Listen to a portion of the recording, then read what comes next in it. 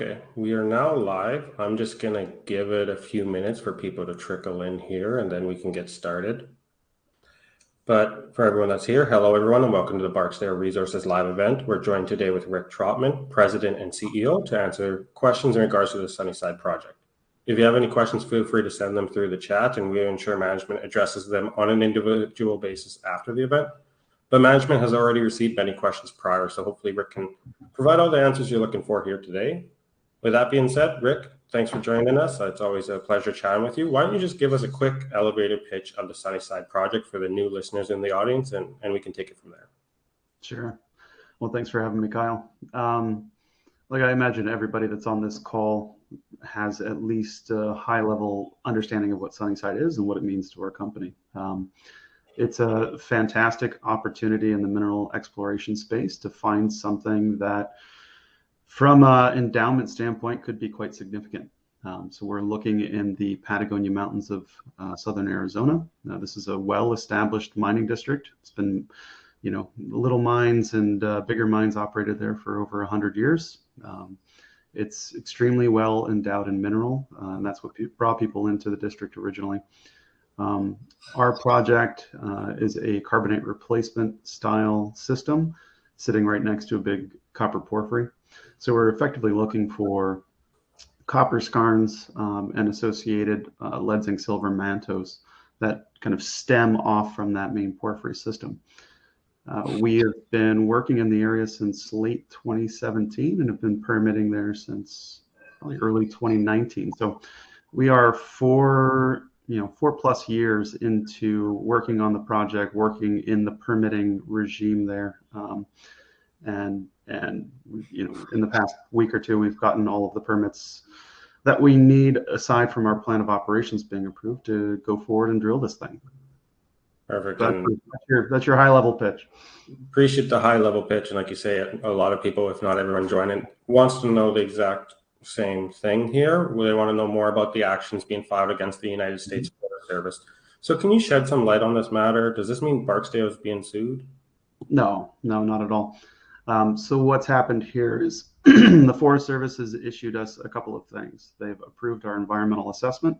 They've approved our finding of no significant, they've issued a finding of no significant impact, and they've issued a decision memorandum. So those three things in conjunction basically say that they've completed all of the studies necessary to kind of allow this project to proceed. And so the groups that have sued the U.S. Forest Service are looking to basically overturn those three decisions.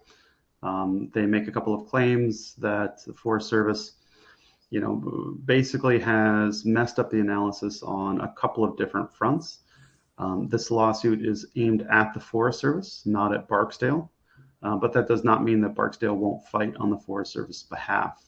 So we will likely adjoin ourselves to these proceedings to make sure that our rights and our butts are covered here. We want to make sure that this thing ends, and this thing ends quickly, and that these baseless claims kind of get dealt with in a timely manner.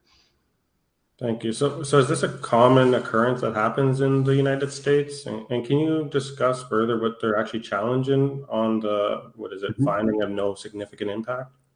Yeah, this is how should I say it? The Forest Service is not a, litigation is not unknown to the Forest Service. They're sued on tons and tons of different things that they approve every year, especially anything related to mineral exploration and mining. These environmental groups, they often target they're lawyer factories. They're looking to make a bunch of money at the end of the day.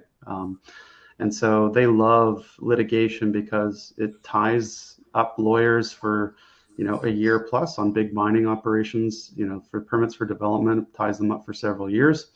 Meanwhile, they go and raise money from their constituents. At the end of the day, win or lose, they ask the government to pay all their legal fees, and those fees go straight into their pocket at absorbently high rates. So they have all the incentive in the world to push through litigation on every project, any project where they feel like they can, have even the slimmest chance of success. So At the end of the day, what they are challenging on our permit is related to three different issues, if I can just kind of keep it high level. So the first are cumulative effects. They're basically saying that the forest, in their analysis, didn't take into consideration other projects in the area when they're looking at the effects on noise, on animals, and things of that nature. And, at the end of the day, they did.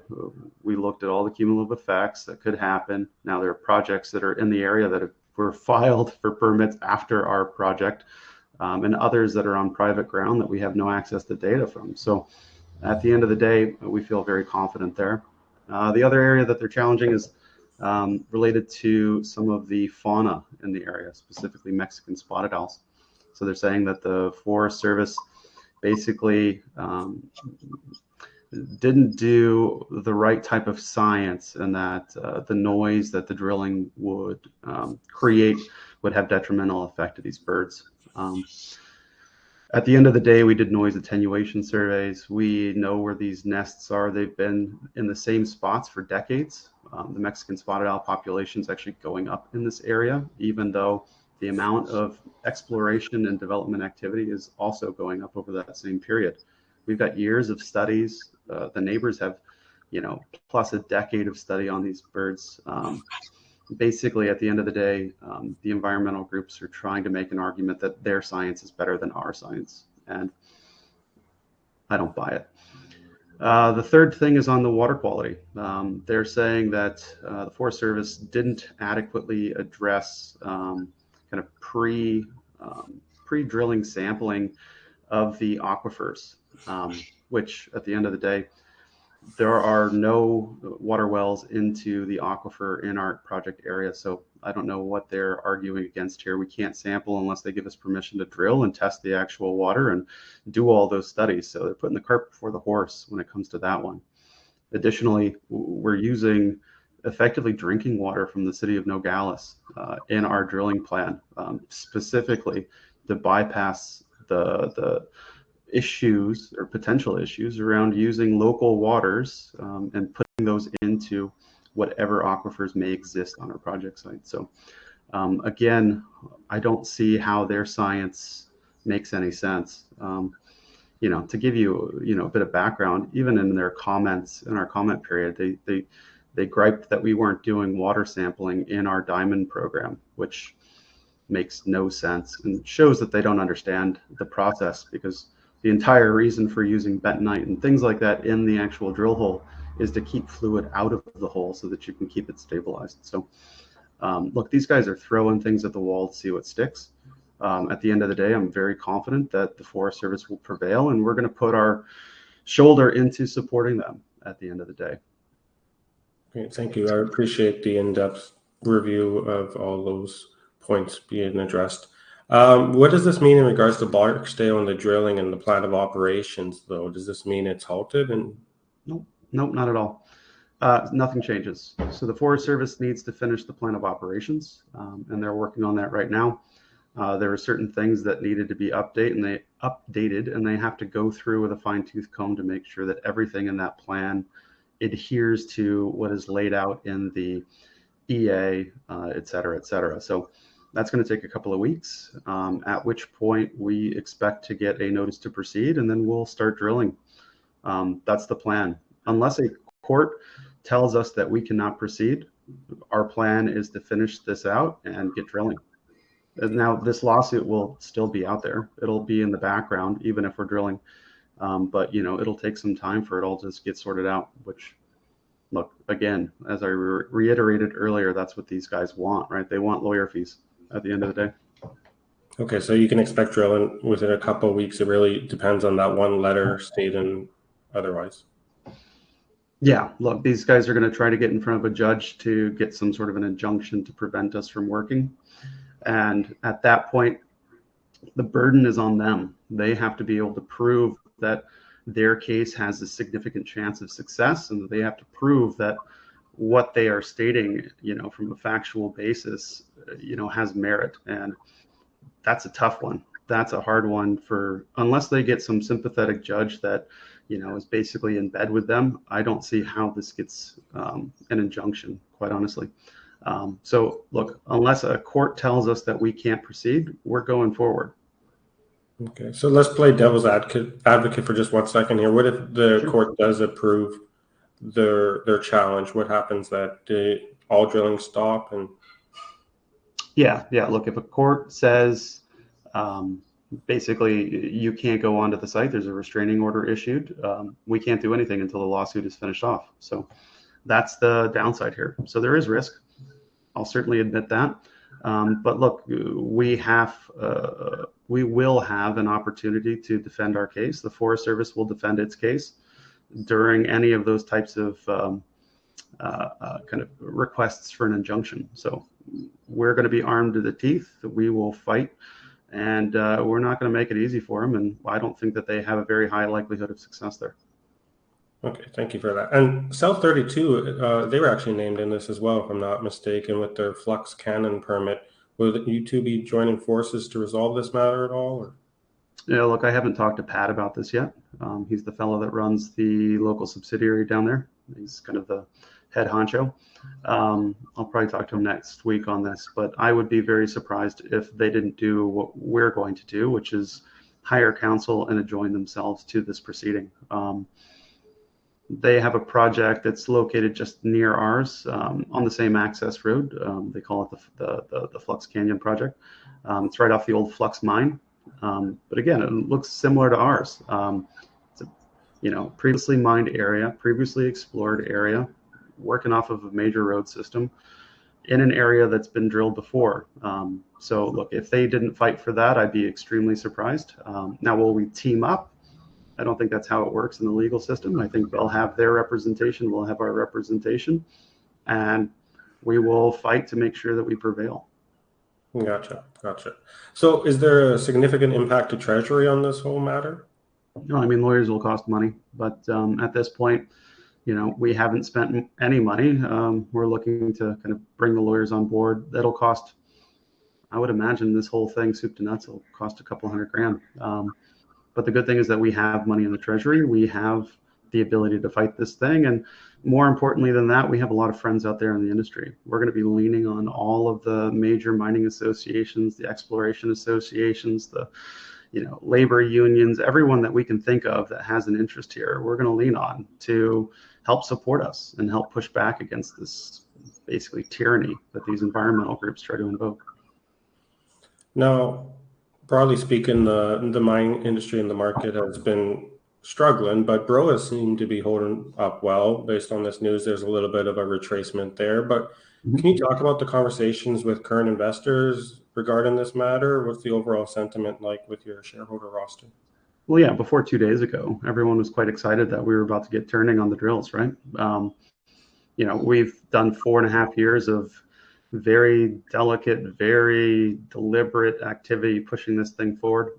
It's been slower than pushing a glacier up a hill on a cold winter day. So our shareholders have the patience of gods. So everyone's getting excited. I think right now our retracement is, it's due to uncertainty. People see the word lawsuit, they start freaking out, and rightfully so. Until there's more information out there to help them make a decision, I don't blame anybody. I think overall we're still in good shape. We still are pushing forward on what we want to do, which is to get drilling here hopefully in July. So Forest Service has a couple of weeks of work to do, assuming that we get what we expect, which is that notice to proceed, and we have a drill rig with a staff ready to go and turn. We're going to go put our boots on the ground. Perfect. Thank you so much, Rick. Maybe just one last summary about the next steps for Sunnyside project, and if there's anything else investors should be aware of, any other imminent catalysts at all? Yeah, look, the biggest catalyst in corporate history for Barksdale is getting this drill on Sunnyside and, showing the world what exactly we have with respect to, this potentially large mineral endowment. So look, at the end of the day, the U.S. has, from even a governmental standpoint, decided that critical minerals are key and they want to keep pushing these things forward. to stymie exploration for those same minerals, would go against everything that pretty much everyone in this country wants. So this is a case of not in my backyard. This is a case of lawyers seeking fees and trying to make themselves rich off of the system that's out there. So this will get quashed in my mind. This will go away eventually. I think our shareholders have a lot to be excited for still. The narrative has not changed since a week ago. We still have all of the permits. We still are moving forward. We have our plan of operations we need to put in our back pocket, and then we're going to move a drill rig onto the site. So stay tuned. We'll have more news out at some stage here as soon as we either have that plan of operations or any other news that comes up. So yeah, it's exciting times. Perfect. Thank you so much, Rick. I think we addressed the vast majority of questions here. Again, if not, management will address them.